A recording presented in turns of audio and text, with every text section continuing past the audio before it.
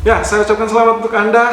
Untuk kedua kalinya secara beruntun, Anda berhasil memanfaatkan situasi di mana saat dia terjadi tekanan, kita mendapatkan zona support yang cukup bagus. Lalu kemudian dia terpantul atau rebound yang sangat energik, yang sangat fantastis. Bahkan tadi malam sempat menyentuh arah 1950. Tentunya, kalau Anda menyimak dengan detail angka ataupun areal yang sempat kita kupas dalam Gold Outlook kemarin, lalu juga zonasi-zonasi yang mungkin menjadi area alternatif, itu Anda bisa manfaatkan dengan sangat baik. Nah, untuk kali ini, saya akan menyoroti dengan beberapa data fundamental yang sebetulnya ini adalah tidak terlalu berhubungan secara langsung dengan US dollar ataupun hal-hal yang lainnya terkait dengan pergerakan emas. Tapi, kalau kita lihat dari apa yang akan diucapkan ataupun apa yang akan disampaikan, maka kemungkinan ini akan sangat berpengaruh untuk pergerakan atau bahkan volatilitas gold selanjutnya. Pertama adalah ECB yang akan melakukan pertemuan dan akan mengumumkan kebijakan moneternya. Kemungkinan dia akan unchanged atau tidak berubah, tapi yang harus diperhatikan adalah statement dari Christine Lagarde, apa yang akan dilakukan oleh ECB terkait dengan penguatan mata uang euro. Karena dikhawatirkan justru penguatan yang terlampau besar untuk mata uang euro dikhawatirkan nantinya akan mengganggu stabilitas pemulihan ekonomi. Apa betul seperti demikian? Tapi yang jelas dampak stimulus memang seharusnya menekan mata uang. Tapi dalam hal ini euro justru mengalami rebound ataupun penguatan. Hal ini tentunya terkait dengan keadaan atau basis data ekonomi yang cenderung relatif lebih bagus dari zona Amerika atau kawasan Amerika. Dan juga beberapa waktu lalu kita sempat mendapati Powell menegaskan kembali tentang keinginan ataupun tujuan dari Fed atau kerangka kebijakan dari Fed yang tetap mempertahankan ultra low rates, dan tentunya ini akan sangat menguntungkan dari sisi Amerika. Yang kedua yang tidak kalah penting adalah pertemuan darurat dari Uni Eropa dan juga Inggris, di mana Perdana Menteri Inggris Boris Johnson dicurigai atau suspected oleh Uni Eropa sudah melakukan atau sengaja melakukan pelanggaran untuk agreement yang sudah ditandatangani dengan Uni Eropa. Tentunya ini terkait Brexit talk pasca Brexit. Jadi mereka menginginkan satu hal atau beberapa hal yang harus dirubah terkait dengan kesepakatan yang menurut Johnson itu tidak masuk akal. Dan Anda bisa lihat, 2 hari terakhir justru pound sterling tertekan dengan sangat-sangat besar. Dari 1.3480 tergelincir hingga 1.2880. Wow, 700 poin teman-teman yang terjadi. Dan Anda juga bisa lihat efeknya adalah emas justru kembali diburu sebagai aset safe haven. Nah, apakah emas kali ini bisa berhasil untuk menembus zona 55 atau justru kembali tersungkur sampai di bawah 1900? Itu yang akan sangat kita nantikan. Technical View 10 September 2020. Irfan untuk Agrodana. Dan kita coba untuk mengulas terlebih dahulu untuk posisi dari mata uang atau indeks dolar AS. Kurang lebih ini grafik terbarunya, saya coba hapus supaya lebih clear dan clarified apa yang kira-kira akan kita lihat. Oke, langsung saja dari grafik ini, daily chart, yang ternyata ini adalah sebetulnya broadening formation ya. Artinya sebetulnya kita memang akan menantikan suatu saat dia akan break dari area resisten.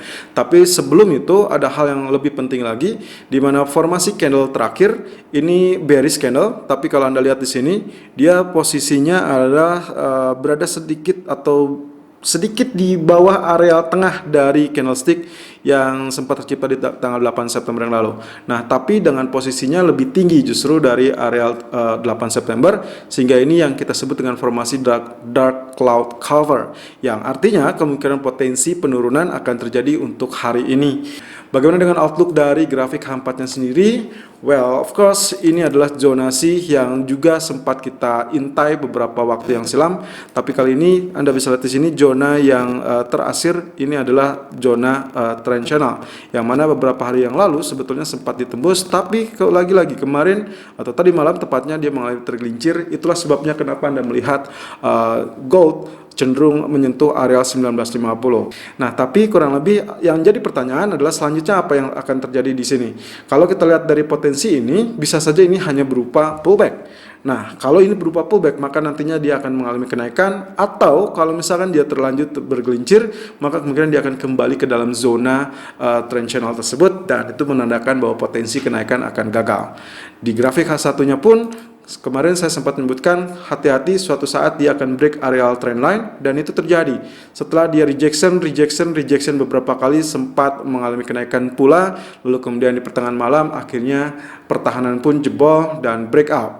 Nah, saya soroti wave yang terakhir ini. Kalau kita pertimbangkan, ini bisa saja membentuk pola yang mirip dengan bowl ya, atau mangkuk yang sangat cantik, lengkungannya sangat cantik, berarti artinya akan terjadi rebound pun akan relatif terbatas, lalu kemudian dia tergelincir.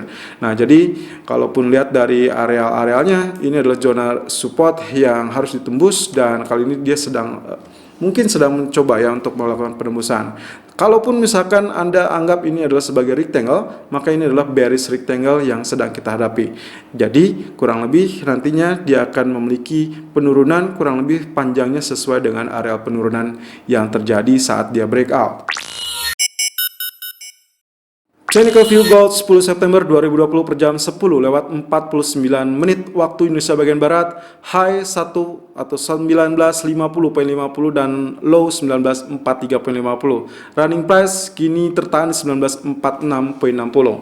Oke, akhirnya betul-betul terjadi apa yang sempat kita bicarakan dalam 2 atau 3 hari terakhir, di mana kemarin Dragonfly Doji lalu kemudian dia terkonfirmasi dengan bullish candle, dan akhirnya kenaikan pun tertahan di 1950.60 persis dengan areal tertinggi yang sampai saat ini masih tercatat di 1950.50. Apakah ini berarti akan terkendala lalu kemudian collapse ataupun mengalami penurunan? Could be. Apapun bisa terjadi tergantung dari data ekonomi yang akan dirilis nanti malam. Nah, kembali dalam sisi teknikal, kita masih dalam zonasi triangle. Oke, kalau kita coba berhitung saat dia spike ke atas, ini adalah titik 1, 2, 3, 4, 5, artinya seharusnya mengalami penurunan. Tapi kalau misalkan kita hitung A, B, C, D, E, maka kemungkinan adalah yang keenamnya atau F adalah harusnya dia akan tembus areal dari resisten ini sendiri.